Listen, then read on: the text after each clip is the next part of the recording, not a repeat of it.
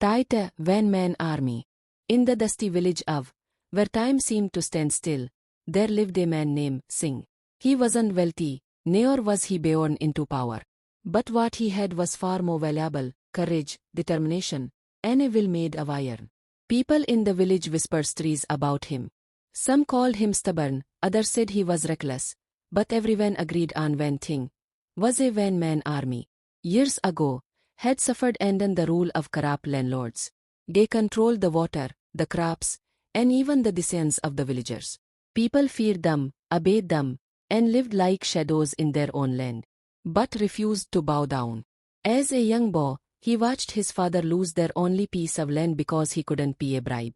That day, swore he would never let anyone silence him, not with power, not with money, not with fear.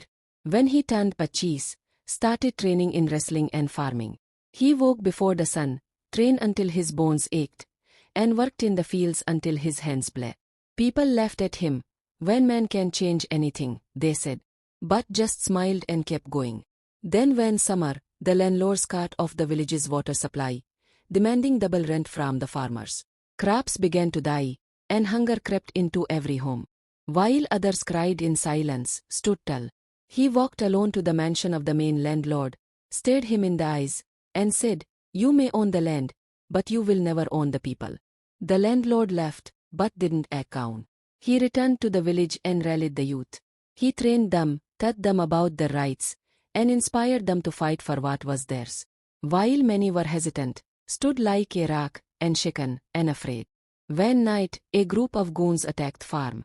They thought they could scare him, but, armed only with a stick and his courage, fought them off.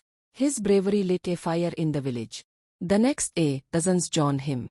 Soon the whole village stood united, because of one man's strength. The media picked up the story. Human rights activists in the dusty village of, and then pressure, the government had to act. The corrupt landlords were removed. He wasn't wealthy, so its first fair election for a village council. But refused to run for any position. He said, "I didn't do this to become a leader. I did it so no one has to bow about him." Some called him stubborn, but the legend others said he was reckless. Children learned about him in school. Songs were sung about the man who fought alone and had suffered under the rule of corrupt landlords. No money, they controlled the water, spirit, and an unshakable heart, and even the decisions